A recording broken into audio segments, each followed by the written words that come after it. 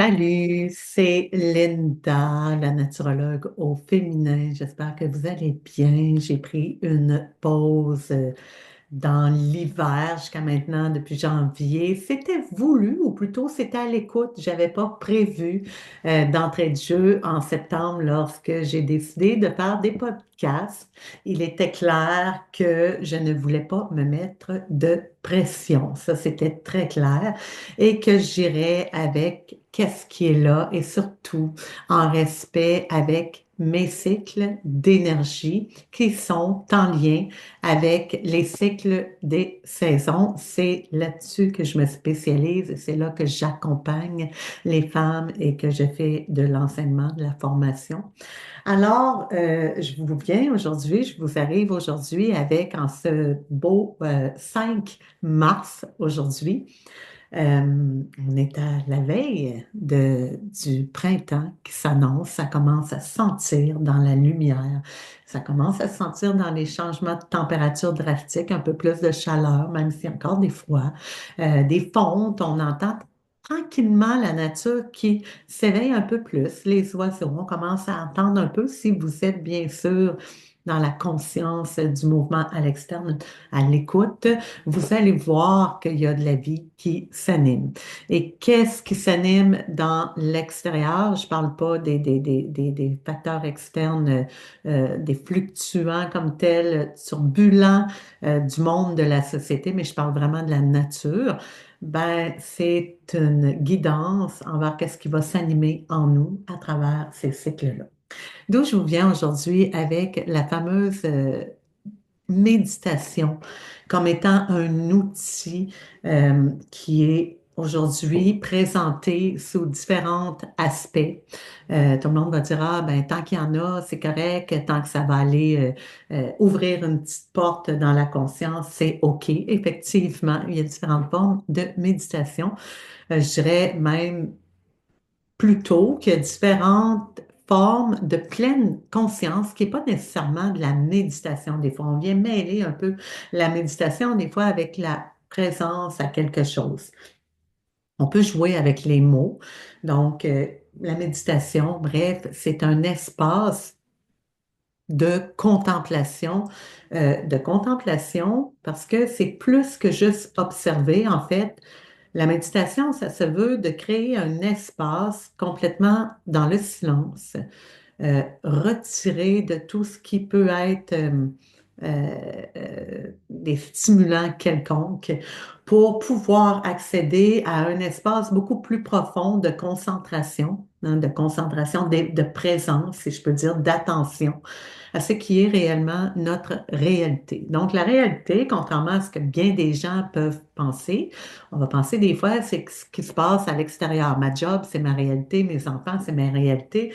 Alors que ça, c'est tous des beaux personnages, c'est tous des joueurs qui accompagnent notre belle pièce de théâtre de la vie dans le corps qu'on a ici, l'expérience qu'on a à vivre ici, ben, c'est tout des personnages qui font partie de notre pièce de théâtre, mais notre réalité, elle se trouve vraiment à l'interne. Notre réelle guidance, elle est à l'interne aussi. Toutes les réponses dont j'ai besoin pour vivre avec un équilibre, entre autres, santé, équilibre, sont en moi. Elles ne se trouvent pas à l'extérieur.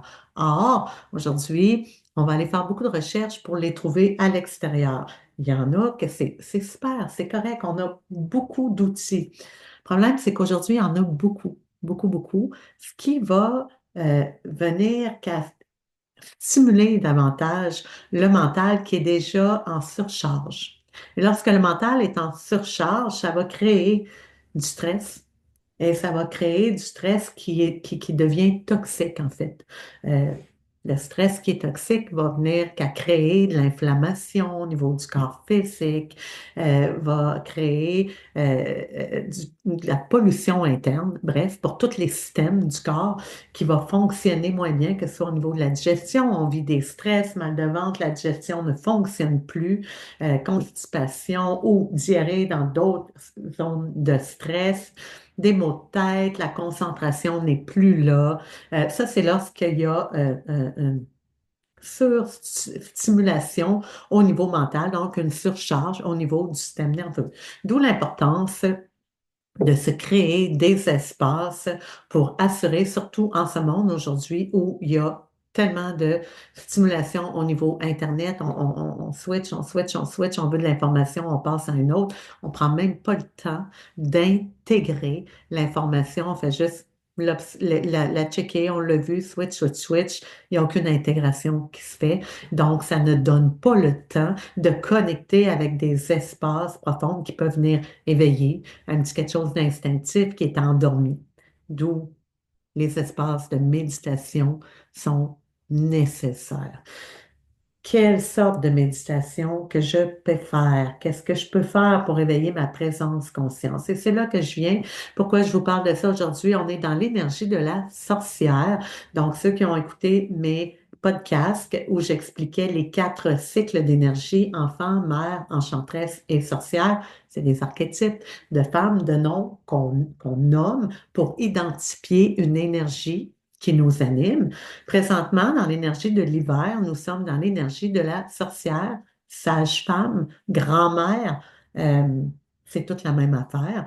Donc, c'est un appel à cette sagesse de savoir lâcher prise et de se permettre ces espaces d'intégration et davantage rendu là, c'est intégrer pour incarner qu'est-ce qui a été appris, qu'est-ce qui a été vécu, qu'est-ce qui s'est rendu incarné, sa vie en moi, et je peux me laisser porter par tout ce mouvement de vie-là qui opère en moi, l'ensemble de ce mouvement de vie-là qui va se concilier avec l'ensemble de ce qui est à l'extérieur pour ne faire qu'un, puis pouvoir dire merci à ce mouvement-là sans être dans le mental qui est en hyper-vigilance tout le temps à prévoir que l'autre bord de la porte, il y a peut-être un monstre, un mammouth qui va m'attaquer si je ne prévois pas de faire telle affaire. Donc, on est dans le ici maintenant de savoir reconnaître, est-ce que je suis dans un excusez-moi, un danger imminent présentement, ou c'est mon mental qui me fait croire que je suis en danger. Et ça va se présenter souvent. On peut identifier ces zones de stress-là où je ne suis plus ancrée à des égarements au niveau du mental, les pièges du mental qui vont se manifester lorsqu'on vit quelque chose d'imprévu dans la vie, une situation imprévue qui n'était pas prévue, c'est imprévu, quelque chose de nouveau que je connaissais pas. Donc, s'il y a un stress qui s'éveille à entendre quelque chose de nouveau, à voir quelque chose que je n'avais jamais vu, ça peut éveiller un stress. Une situation où je sens que mon ego est menacé. Donc, quelqu'un qui va mettre ma réputation en jeu, le jugement, on parle beaucoup de jugement critique. Est-ce que ça vient me stresser? C'est ou une impression vraiment que je suis en danger. Donc, ça, c'est des zones de stress que si je ne vais pas dans mes parties de sagesse, d'espace, de relâcher, de contempler, que dans la vie, il y a un peu de tout pour créer un tout, que ça fait partie du tout, ben, je vais pouvoir être à l'affût que quand ces caractéristiques-là se présentent pour éveiller un stress, de me ramener dans ma conscience et de dire, c'est un piège, c'est mon mental qui est après programmé ou qui est après essayé de me protéger en créant des situations qui n'existent pas.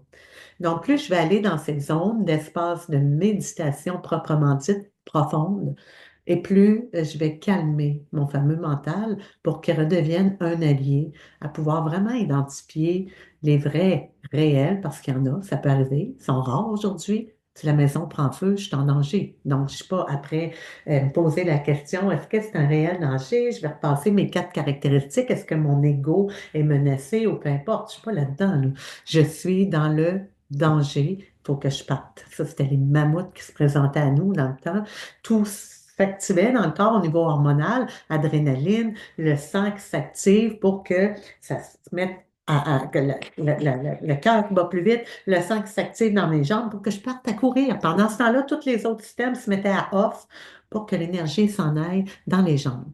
Donc ça, c'est vraiment le vrai système stress attaque, fuite qui était là autrefois. Aujourd'hui, c'est qu'on le vit à tous les jours dans des situations qui ne sont pas des réels dangers, mais que le mental a créé comme étant des menaces. Donc, le trafic, mon travail, les enfants, le syndrome, l'anxiété de performance, tout ça, on est dans des situations où le mental a décidé de prendre ces situations-là et de dire que c'est des urgences et d'en faire des menaces.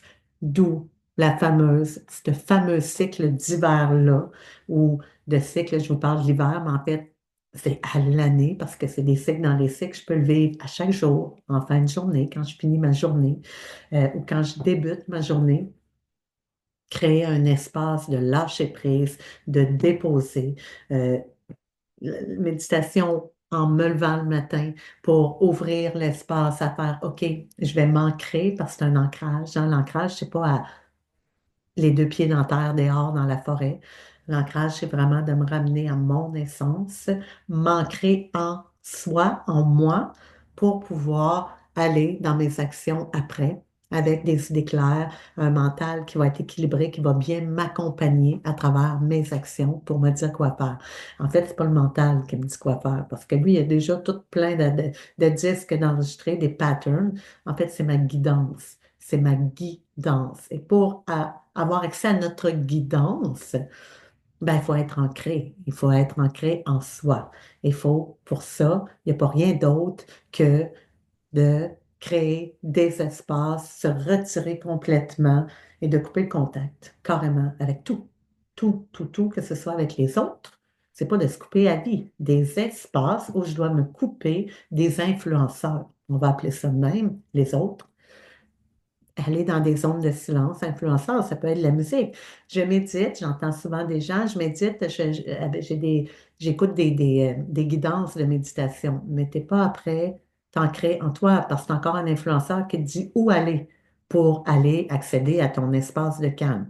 Il va te faire voir des lumières blanches, des lumières rouges, tous tes chakras. C'est beau, ça fait du bien, c'est vrai, ça fait vraiment du bien. Mais cela, ça n'enlèvera pas à la source, ça ira pas à ta source, voir qu'est-ce qui est réellement là. Donc, quand je m'en vais dans ces espaces de profondeur-là, de méditation, où je vais m'amener dans ce silence et que je vais venir m'installer pour contempler qu'est-ce qui est là, ben, sachez-le, comme on vit dans un monde, dans une société, ben, il va y avoir un gros ménage.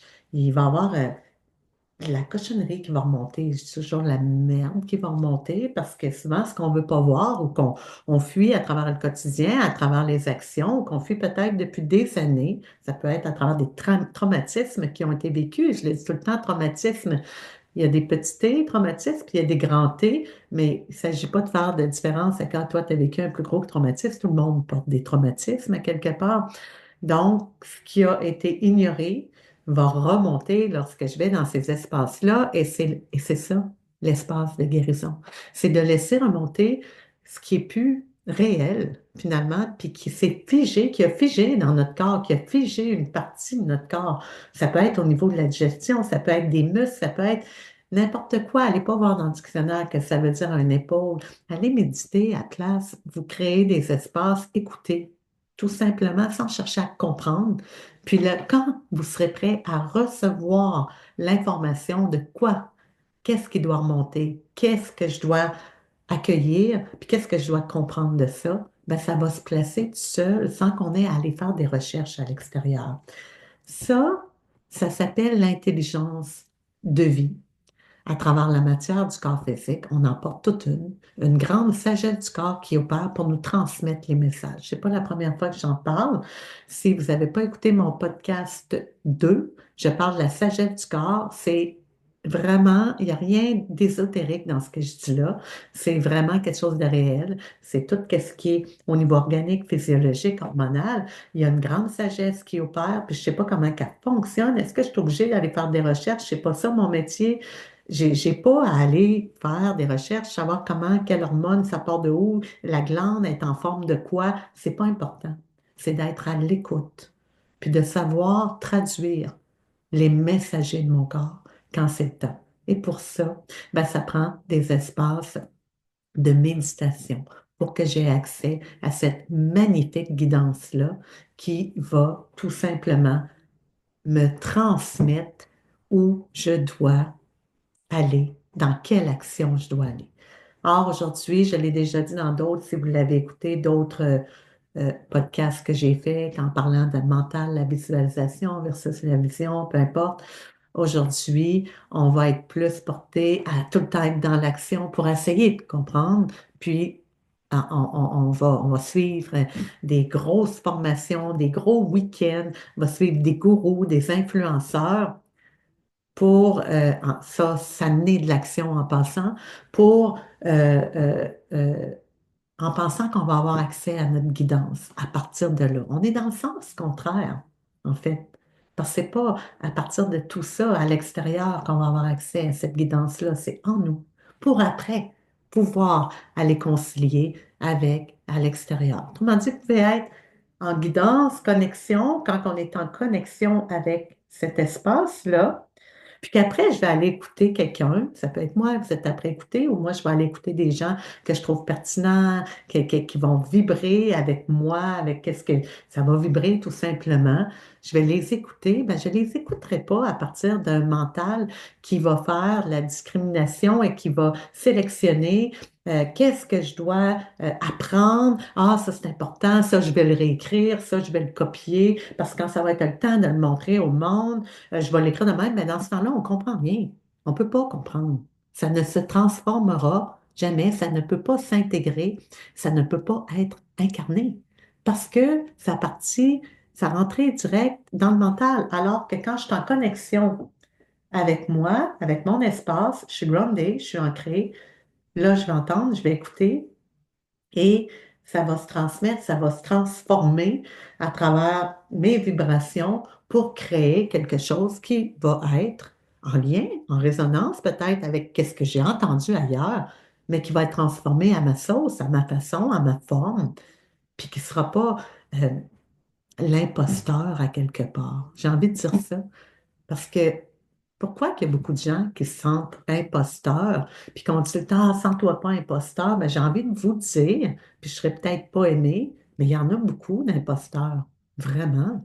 Parce que lorsque tu apprends quelque chose, tout de suite, à partir des livres, sans avoir été connecté à ton espace, puis que tu le transmets directement de ce que tu as entendu, sans l'avoir intégré, l'avoir senti à travers tes cellules pour que ça se transforme, ben pour moi, ça naît de l'imposture, ça. Tu ne peux pas transmettre si tu n'as pas intégré l'information à partir de ton espace. Ton espace, c'est pas ta tête, c'est l'ensemble, c'est cette guidance-là, cet ancrage-là.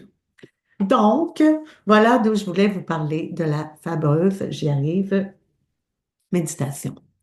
On est le 5 mars présentement. C'est la semaine de relâche. Ça fait des années, moi, que je médite. Médite, au début, c'était la discipline.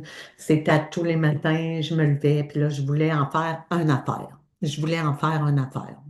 Je le nomme comme ça pour que ça en vienne à, un peu comme dans Mange, prie et aime, là, et pray and love, où à un moment donné, elle touche plein d'affaires, c'est beau, elle a ses horaires de discipline pour méditer, puis là, du jour au lendemain, l'amour arrive, l'imprévu, tout ça, puis là, elle rentre dans ces facteurs que je nommais là au début, la menace. Elle se sent menacée, c'est pas drôle, elle se sent menacée par l'amour.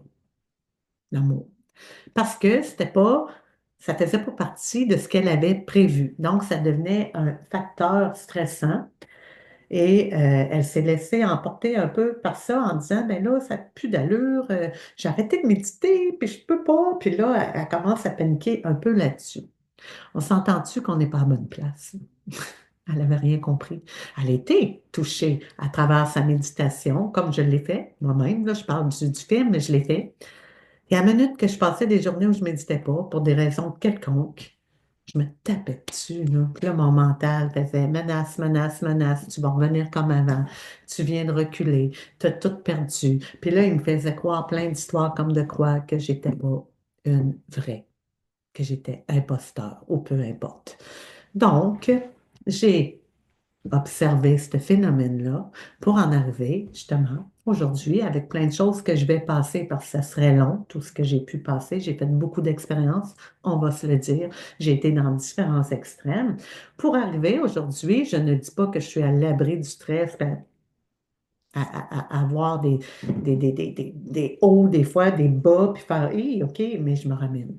J'ai ce pouvoir de conscience-là maintenant qui est là parce que ça fait des années que je suis dans la pratique, c'est intégré.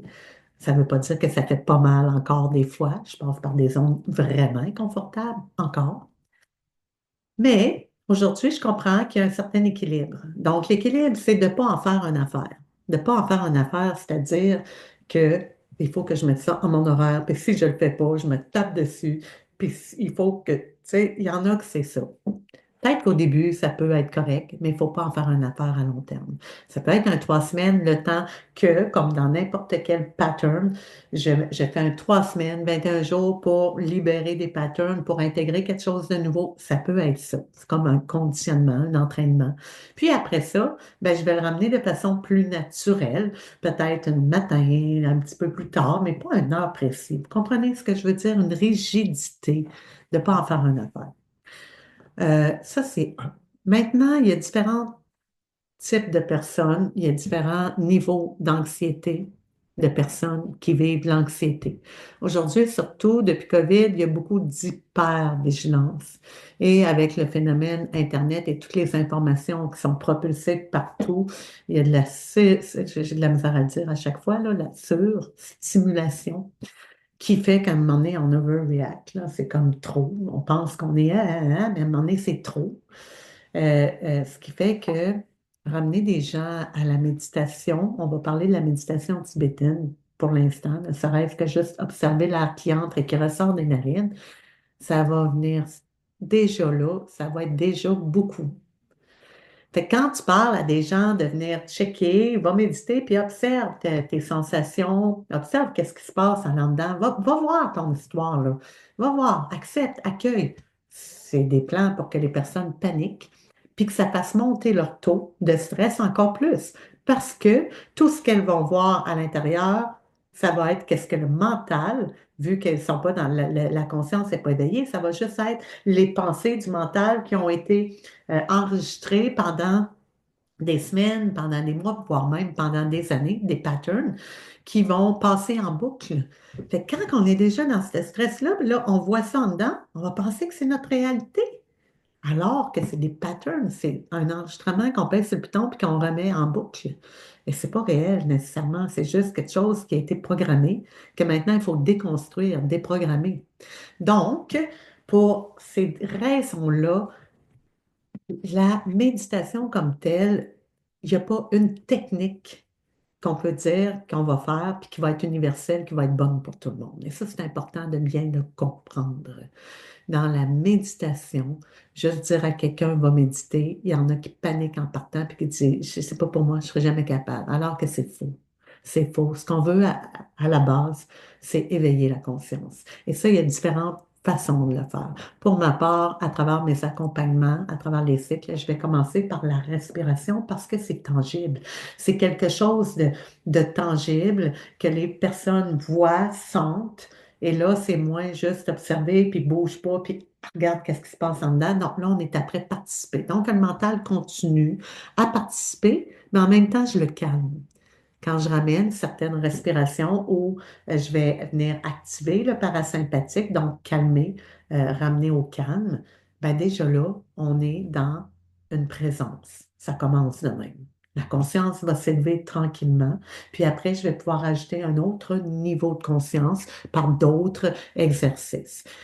D'où je trouvais important aujourd'hui de vous ramener pour vous parler de la méditation, parce que c'est bien beau qu'il y a quelqu'un qui vend une méditation universelle, que tout le monde, ça va marcher en différentes étapes, et c'est important. Vous allez voir, vous allez avoir des résultats. Sachez-le, c'est quasiment du cas par cas, parce que euh, aujourd'hui, une méditation est correcte pour vous, puis demain, elle ne le sera pas, ou vice-versa. Aujourd'hui, je te présente une méditation que tu vas paniquer, puis dans quelques années, tu vas y accéder, puis ça va être correct. C'est juste qu'il faut savoir reconnaître où est-ce que je suis présentement. Puis souvent, ben, on va avoir besoin, surtout lorsqu'on parle de facteurs de, des perturbateurs au niveau mental, je suis dans mon esprit est perturbé, je suis dans des traumatismes quelconques, ou je le sais que je suis dans l'hyperanxiété, anxiété de performance, tout ça, je vais avoir besoin d'accompagnement pour commencer, assurément. Et encore une fois, c'est pas de ramener en faire une chose, de dire, hey, moi, je médite à tous les jours. On s'en fout, ça. Sérieusement, c'est pas important. T'as même pas à le dire, en fait. Vis-le, incarne-le. Ça va paraître dans ton énergie, tout simplement. Le reste, c'est pas important. Donc, de le vivre avant tout, à la façon dont tu peux le vivre, ce qu'on veut dire, enlève le mot méditation, mais de te créer des espaces au préalable dans le silence complet, détaché de tout ce qui est éléments perturbateurs, téléphone, livre, musique, même des guidances, comme je vous disais, Internet, je suis une telle guidance. Comme je vous dis, ça peut faire du bien lorsqu'on est dans la trop, ça nous sécurise d'entendre une voix, mais à un moment donné, il faut aller entendre notre propre voix. Donc, par quel chemin je dois passer? Je vous dirais que ça devient du cas par cas, d'où un accompagnement, ça peut être idéal et surtout un très bon investissement. Dois-je vous dire que c'est ça que je fais, entre autres, dans mes accompagnements. Je le fais, juste parenthèse. Donc, différentes façons de méditer. Donc, les personnes qui sont dans l'hypervigilance, on va y aller avec des choses plus tangibles, le souffle, visualiser quelque chose à l'extérieur au début pour qu'on reste en connexion parce que il y en a que juste fermer les yeux, il y a une certaine panique. Donc, il y a différentes façons de ramener ça au calme pour tranquillement pouvoir intégrer, rentrer par la porte puis réaccéder à notre espace de contemplation. Et ça prend de la profondeur. Après ça, il va y avoir la méditation tibétaine. C'est une classique où on va observer l'air qui entre et qui ressort des narines. Je vous dirais que je guide beaucoup dans les groupes comme ça. Mais encore là, je le sais très bien que quand je guide à juste observer le souffle, regarder l'air qui entre et qui ressort des narines, il y en a pour qui c'est trop. C'est trop. Je le sens, je le vois. Il y en a qui vont respirer parce que il faut qu'ils s'entendent, il faut qu'ils fassent du bruit, ça les sécurise parce que juste d'observer puis rien faire, puis lâcher prise finalement, parce que tu fais comme juste, hey, t'as pas besoin de faire d'action pour être vivante, là. Il faut juste que tu réalises que même quand tu bouges pas, puis tu fais rien, puis tu lâches prise, là, puis tu fais juste observer, puis faire confiance à ta sagesse du corps, mais que tu es vivant, puis que ça bouge. Mais ça, il y en a qui sont pas prêts encore, ne sont pas rendus là. Et c'est OK. C'est pas que tu te rendras jamais là. Si tu te dis, je me rendrai jamais là, tout ce que tu fais, c'est accumuler du stress, puis à un moment donné, c'est clair que ça va faire des gros dommages si c'est pas déjà fait. Donc, est-ce qu'il y a il est trop tard? Non, jamais, jamais, jamais, jamais. Est-ce que je suis rendu trop avancé? Non plus. Donc, ça, c'est une, entre autres, au centre que je dirais qui est plus accessible. Puis après ça, j'ai envie de vous parler présentement, moi, je médite tout seul, je suis très autonome.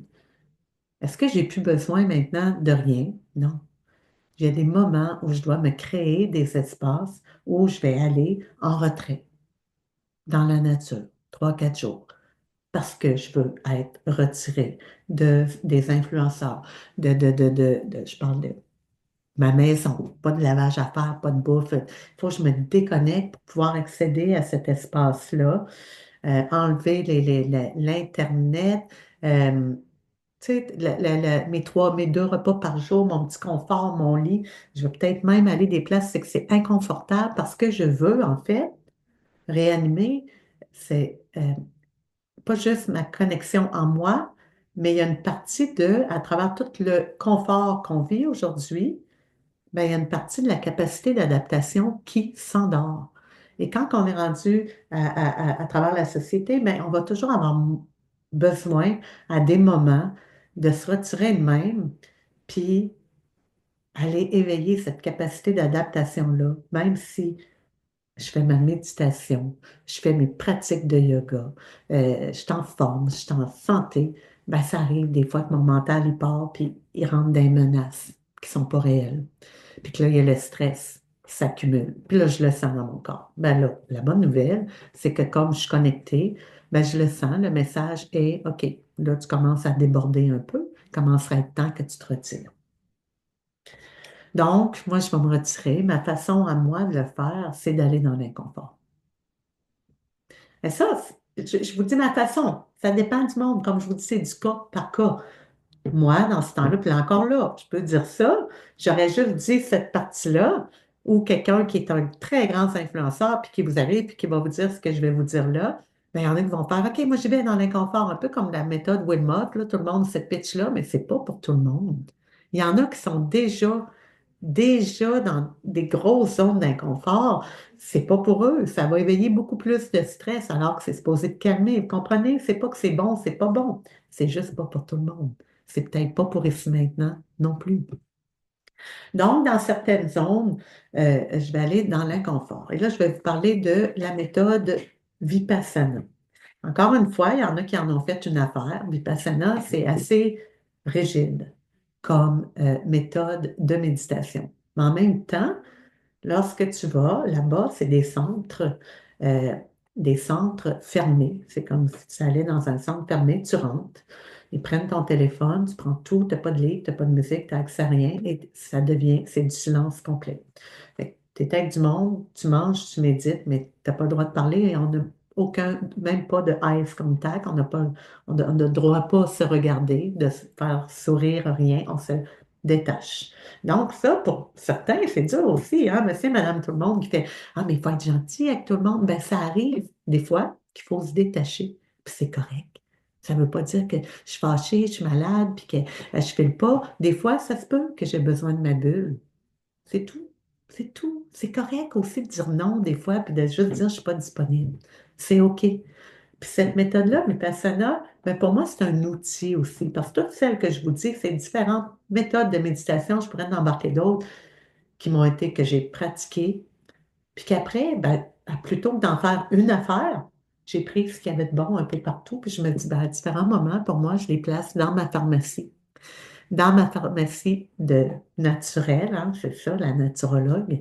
Donc, je place ça dans ma pharmacie. J'ai des souffles dans ma pharmacie, différentes techniques de souffle. J'ai des différentes techniques de méditation.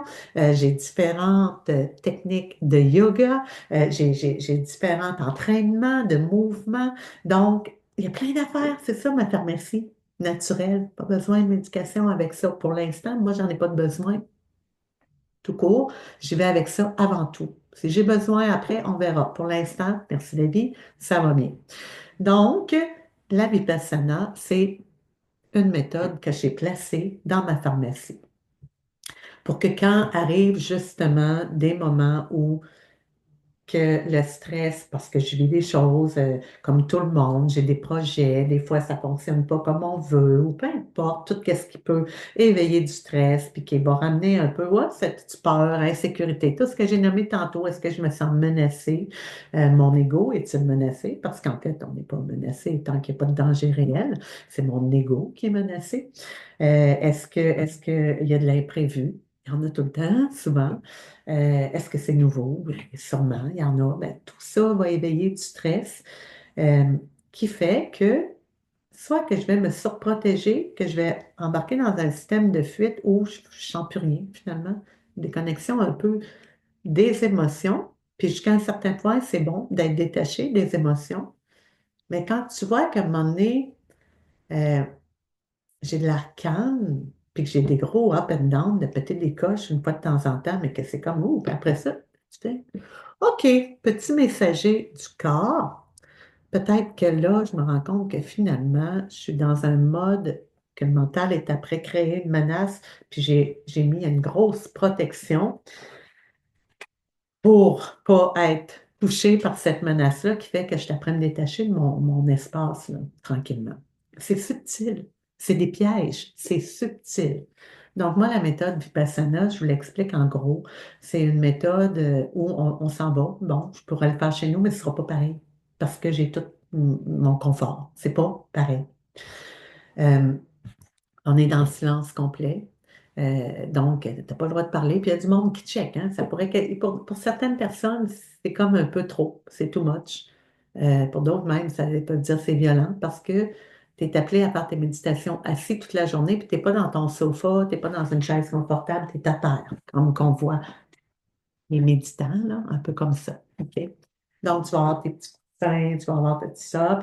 Tu es obligé de faire au moins un minimum de 4 heures par jour. Si tu vas là, si tu y vas, sinon reste chez vous, tu sais, viens pas prendre la place de quelqu'un d'autre qui veut pratiquer. Donc, 4 heures, jusqu'à 10 heures par jour. Donc, à part ça, tu pourrais dire, ah, moi, je vais aller faire 4 heures, le reste, je vais aller me promener, prendre de l'air, lire, écouter de la musique. C'est pas une retraite de même parce que tu n'as pas le droit de rien de ça. Tu n'as pas le droit de sortir de la bâtisse non plus. La seule affaire, c'est que tu peux aller dans ta chambre, qui est un petit cubicule, là, que l'autre à côté, il y a juste un mur de carton qui sépare. Il n'y a aucun luxe là. On n'a pas le droit de faire de l'entraînement non plus. Tu peux sortir sur l'heure du midi, c'est comme si c'était une gang de prisonniers qui se suivent avec comme pas des barrières, mais des cordes qui disent que tu ne peux pas dépasser ces limites-là. Donc, juste pour dire, tu prends l'air, tu t'actives un peu et c'est tout. Donc, entre 4 heures et 10 heures de méditation, le premier gong sonne à 4 heures du matin. Puis, à 7 heures le soir, on a de l'enseignement philosophique, la méthode qui est excellente aussi. Les premières fois que je suis allée, je vais vous dire, je ne comprenais pas trop parce que je n'étais pas rendue où je suis dans mes éveils de conscience. Puis aujourd'hui, je la comprends. Au début, j'étais là, c'est une gang de malades, c'est une secte, c'est une ci, c'est une ça. Voyez-vous, je n'étais pas rendue là. Mais la première fois que j'étais allée pour faire un to-do list et dire à tout le monde, parce que c'est quelque chose par Vipassana, la première fois, il faut que tu y ailles 10 jours. Puis là, je disais, j'avais peut-être 10 jours, puis j'avais peut-être les 10 heures assis bien droite à souffrir dans mon corps, parce que je peux vous dire, c'est souffrant mais tu accèdes vraiment à des ondes. Mais la première partie, en le faisant un peu avec l'ego, c'était d'autres choses. Aujourd'hui, c'est ma quatrième visite. Je le fais avec une, un besoin. C'est un besoin, en fait, d'être justement dans cet espace de méditation-là retiré. Je sens que la dernière année m'a ramené un peu beaucoup dans le monde externe, où ça faisait longtemps que je n'avais pas été dans l'action professionnelle de même aussi. Et là, je sentais, pas que je suis déconnectée, mais que je commençais à m'égarer un petit peu. Puis j'avais besoin de cette zone d'inconfort-là qui me dit, va te coucher sur un lit dur là, pendant quelques jours, silence, va méditer, te sentir dans ton corps, je me sens pas mal, ça va. Mais au-delà de ça, cette connexion, puis la forme de méditation, c'est du scan. Il y a un ordre, comment scanner. C'est pas je scanne ma main, je m'en vais à mon pied, il y a vraiment un ordre. Donc, je l'expliquerai pas ici, je ne vais pas faire un cours de Vipassana, là, mais il y a vraiment une méthode, comment scanner. Donc, c'est très rigide, c'est très discipliné. Et tu fais ça toute la journée. Imaginez. Donc, ça va nous ramener à notre ancrage. Ça va nous ramener aussi à ce détachement. Il est là. Des fois, de ce temps-ci, il est plus dur. Fait que là, je fais comme, oh shit, c'est sûr qu'en allant là, je fais juste l'éveiller, il est là. Il est déjà là. Je l'ai pratiqué beaucoup. Je veux juste y aller un peu plus loin parce que ces temps-ci, ça fait, wouhou, OK, OK. Je n'ai pas besoin. Comprenez-vous? C'est un besoin, tout simplement. Donc, je suis capable maintenant de reconnaître quel est mon besoin. C'est ça qui est important. Lorsqu'on va méditer, en fait, c'est de créer cet espace-là de connexion, d'ancrage. L'ancrage, je l'ai dit dans plusieurs podcasts, je vais le répéter encore, c'est pas d'aller me mettre les deux pieds dans la terre. C'est vraiment pas de me connecter je vais faire de la montagne à tous les jours. Moi, je suis dans le plein air à tous les jours. Il y en a qui vivent en pleine forêt puis qui ne sont pas plus ancrés parce qu'ils ne sont pas ancrés en cet espace. Je reconnecte avec mon âme avant qu'il y ait les mots, les histoires du mental, toutes les identifications de personnalité. Avant tout ça, j'étais quoi? C'est quoi? Ben, je suis énergie. Je suis cette énergie-là libre qui circule. Je suis la vie qui circule librement, détachée de toutes ces menaces-là qui sont irréelles. Et c'est ça, l'irréalité. C'est que ces menaces-là, là, c'est moi qui me les provoque. Hein? Je peux. En fait, c'est comme si je tirais aux cartes puis que je me prévoyais qu'il va arriver ça ira pas bien. Puis on peut pas. C'est pas vrai, on peut pas.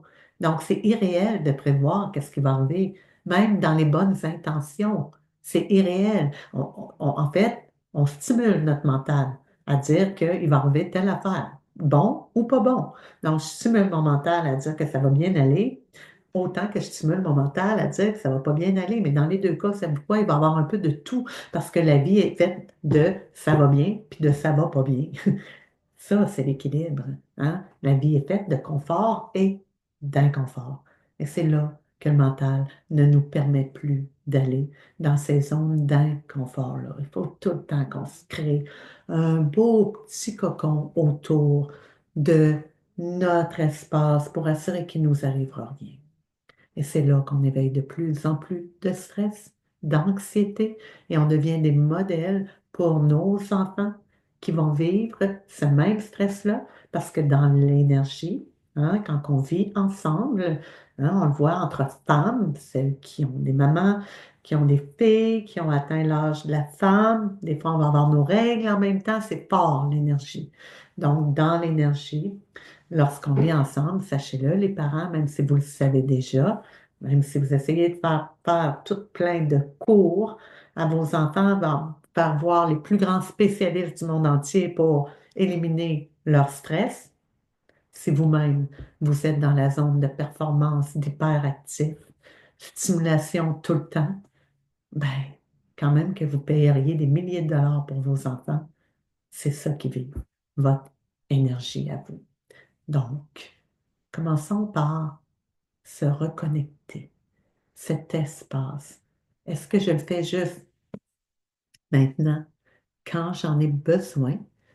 Là, je vous parlais d'identifier le besoin, c'est du cas par cas. Où est-ce que je suis rendue? Quelle sorte de méditation que j'ai besoin? Quelle sorte de posture que j'ai besoin? Quelle sorte de souffle que j'ai besoin? Ça, je suis capable de reconnaître de par mes messagers maintenant.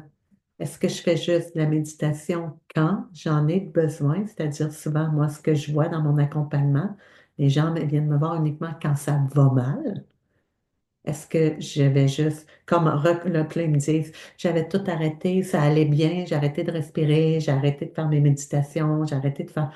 OK, mais ça aussi, c'est la même chose. Je pratique sans faire une affaire, hein, sans faire il faut. Je pratique selon le besoin du jour, mais je pratique toujours.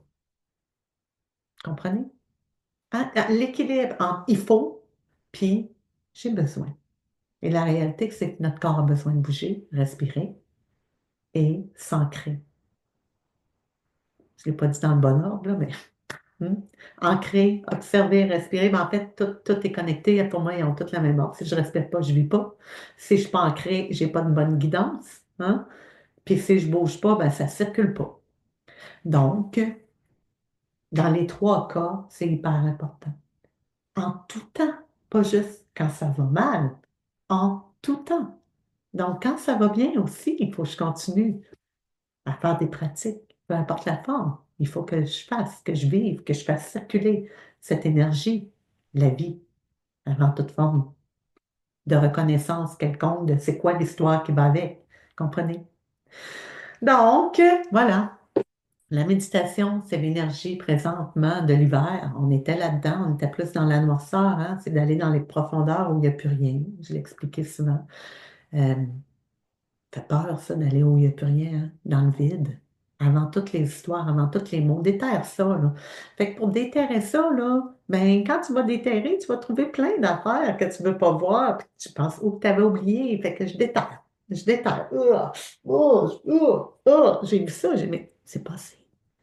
Souvent, c'est passé. Donc, déterre, ose déterrer. Quand tu vas déterrer, là, ça se peut que ça te fasse des courbatures. Ça se peut que ce soit lourd. Ah, ça se peut que tu sais, c'est dur, là, d'éterrer, hein? Donc, ça se peut que tu rentres dans des zones inconfortables. Ça se peut même que tu brailles un peu, parce que c'est de l'énergie, c'est aussi les émotions. Ça se peut qu'il y en ait même qui te fassent rentrer dans des zones de colère, mais laisse-le passer, c'est de l'énergie. C'est de l'énergie. Donc, méditation, ancrage. C'est cette énergie-là. Donc, retourner à l'énergie avant toute forme d'action, ça prend ça. Ça prend ça.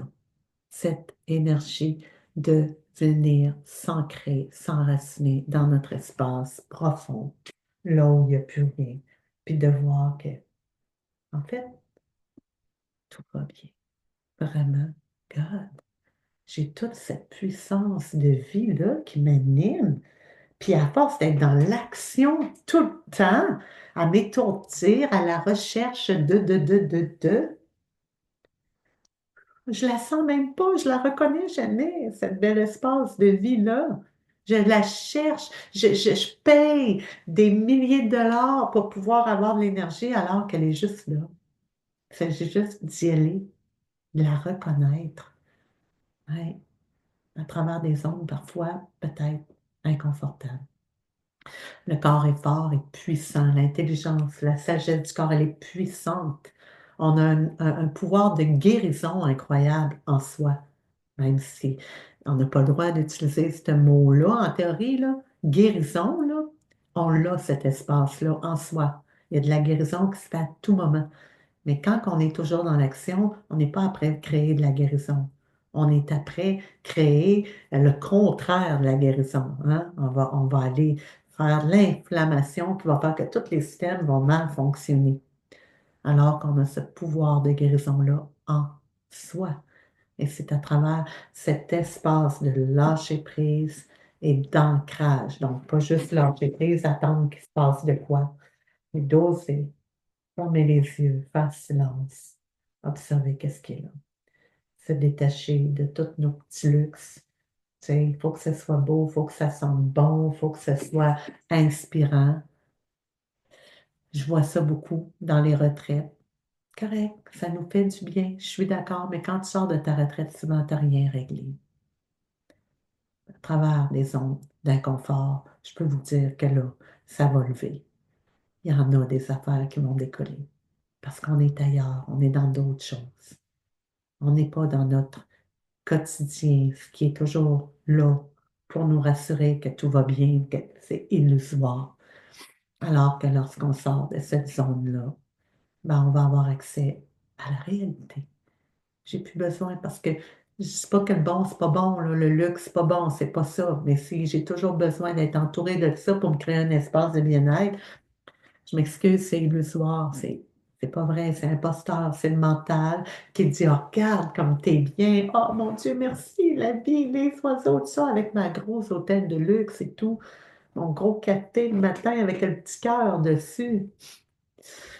C'est le mental qui crée cette illusion de, ouais, tout va bien.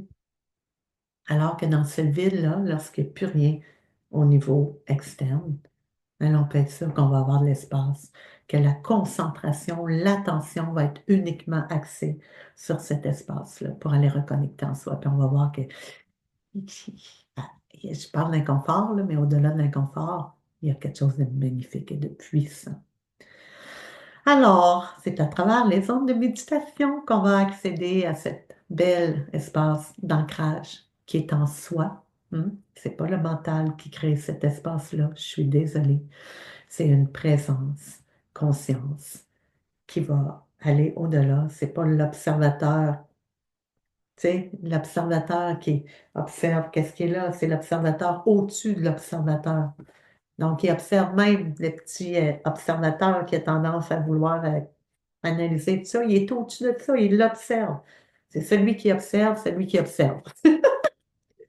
Des niveaux de conscience qui fait que, wow, c'est beau.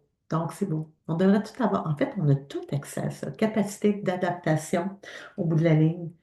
Pour ma part, comme là, Vipassana, en gros, je m'en vais là parce que j'ai besoin, je sens que ma capacité d'adaptation est un petit peu endormie, là. J'ai tendance à réagir un petit peu plus vite que je le ferais habituellement. Puis j'ai tout le temps eu une bonne capacité d'adaptation, mais là, je la sens un peu lâche. Lâche. Donc, il faut comme un petit coup de, bon, on n'aimera pas le mot, là, je dirais pas un petit coup de fouet, mais me faire juste brasser un petit peu, faire hey, wake up, là, tu sais, ma capacité d'adaptation là, est pas mal plus forte que ça, là. J'ai pas à réagir, puis à me sentir menacée, puis à avoir peur pour des niaiseries qui sont même pas encore réelles, projeter déjà qu'est-ce qui va se passer, puis que quasiment je vais mourir, puis que la vie vaut plus la peine d'être vécue ou quoi que ce soit. On veut pas aller là, c'est pas réel. Donc, je m'en vais éveiller ma capacité d'adaptation à travers tout ça. Donc, calmer le mental, éveil de la capacité de l'adaptation, éveil de la présence, conscience à notre réalité, euh, pour qu'on puisse éveiller les capacités globales de tous les systèmes, la digestion, le système musculaire, articulaire, nerveux, meilleure concentration, des idées plus claires pour pouvoir fonctionner à travers le monde externe lorsque je retourne dans le monde externe. Voilà. Alors, elle est là l'équilibre. Retrait, retour, retrait, retour. Et c'est pas je te tourne le dos, je ne veux plus te voir, c'est pour mieux. Je vais m'ancrer pour mieux fusionner avec le grand tout du vivant. Les belles plantes d'amour qui sentent notre énergie. Ça, ça naît là. Ou elles nous donnent l'énergie, vice-versa. Nos animaux, si vous n'avez pas d'enfants, il y en a qui ont des chats, des chiens, ils ressentent notre énergie, on ressent leur énergie, mais surtout eux, ils vont nous faire des miroirs des fois de qu'est-ce qu'on est après vivre comme énergie. Donc, cette connexion-là au vivant, elle est puissante, mais je ne peux pas la sentir si je ne suis pas à la base ancrée avec ma propre connexion, guidance. Alors voilà, d'où le podcast d'aujourd'hui qui est sur la méditation. La méditation, oui, l'énergie de l'hiver dans mes cycles, dans les cycles, ça ne m'appartient pas. Les cycles hiver-saison, dans la menstruation, lorsqu'on est dans les cycles hormonaux mensuels d'une femme, on va retrouver cette énergie-là, que le besoin est d'être là. Lorsque je suis dans la menstruation, c'est pas le temps d'aller porter, d'aller faire plein d'actions, puis tout ça, on veut reconnecter, c'est notre ancrage pendant que le corps fait son épuration, son nettoyage. Je m'en vais, c'est comme si, c'est, tu sais, le vide, là, on vide le verre, le sang, boum, qui s'écoule. Je vide le verre qui était plein pour retourner, moi, dans cet espace de vide avant de tout remplir avec, hein, c'est comme ça que ça, c'est un cycle. C'est des cycles. Après ça, dans les jours, ben, je vais retrouver cette énergie-là la nuit. Donc, avant de me coucher, je vais plus aller avec des souffles qui vont venir calmer le système nerveux, le parasympathique, pour assurer un sommeil régénérateur. Et le matin, souvent, ben, une belle méditation. On fait souvent le contraire. On va aller méditer avant de se coucher. Ça dépend des aspects, mais on dit souvent, en fait, que la méditation, on le voit quand on va à Vipassana, surtout, puis tu fais 10 heures par jour, je peux vous dire que tu ne ressens pas le besoin de dormir autant parce que toute une régénération qui s'active à travers le corps, c'est puissant. Donc, on n'a pas besoin de dormir autant, ni de manger d'ailleurs. On ne mange pas beaucoup non plus là-bas. Euh, donc, je voulais en venir à quoi ça? Pour le sommeil, la méditation, on va entendre à certains aspects des fois que euh, c'est mieux de le faire justement au réveil parce qu'on vient éveiller la conscience. Donc, la conscience présence pour notre ancrage, pour venir s'activer dans le monde externe. Donc, une présence, des idées claires, une meilleure concentration. Donc, la méditation va aider là-dessus, d'où moi, si j'ai on me dit, Linda, je veux méditer juste une fois par jour, tu ferais ça quand? Le matin. Puis le soir, ben, je ramène une petite respiration abdominale qui vient activer le diaphragme, qui vient activer un mouvement au niveau des systèmes digestifs où il y a plein de terminaisons nerveuses. On va venir activer le parasympathique pour, comme si je prenais l'énergie de la tête puis je la redescends dans mon corps, dans ma profondeur, pour passer une nuit calme et régénératrice qui va faire la job de faire tu sais, libérer un tri de ça, c'est plus bon, ça, je garde ça, ça, plus tard. Tu sais, on classe, c'est du classement la nuit, finalement. C'est à ça que devrait servir le sommeil, à classer, à libérer. Bon, ça va dans voyons, pas la trieuse, là, la déchiqueteuse. Ça va dans sur le bureau à régler plus tard, hein. Donc, le sommeil devrait servir à ça. C'est pas dans le jour, puis c'est pas la nuit, c'est pas le mental. Ça se fait à travers le sommeil si on assure qu'on est dans le parasympathique lorsqu'on se couche. Or, s'il n'y a pas de méditation, s'il n'y a pas d'espace en soi de connexion, ce n'est pas le parasympathique qui est activé lorsqu'on dort, on est encore dans le système sympathique. Souvent, surtout aujourd'hui avec les téléphones, si on screen, puis qu'on fait de la télé, du screen, je dis même lorsqu'on lit des livres, ben, le sympathique continue à créer l'histoire avec lequel on s'est endormi. D'où l'importance de créer un espace de je viens euh, descendre l'énergie en moi pour assurer que je suis dans cet espace de parasympathique. Alors voilà, je pourrais en parler encore longtemps, comme toujours, passionnée comme je le suis, faire plein de podcasts. Là, c'était le sujet aujourd'hui. Donc, si vous voulez plus d'informations, vous m'écrivez. Vous voulez de l'accompagnement en privé, vous m'écrivez. C'est ce que je fais. Je vous donne les grosses lignes. Dans l'accompagnement, je vous donne les outils. Donc, sur ce, moi, je m'en vais en retraite Vipassana. Ça va me faire du bien. Je vais vous revenir avec un autre podcast d'ici peu. Je vous souhaite, si vous êtes en semaine de relâche, peu importe, on est le 5 mars 2025, peut-être que vous allez m'écouter en 2026, en plein été, je ne sais pas, mais je vous souhaite une excellente suite, bonne continuité, bonne journée.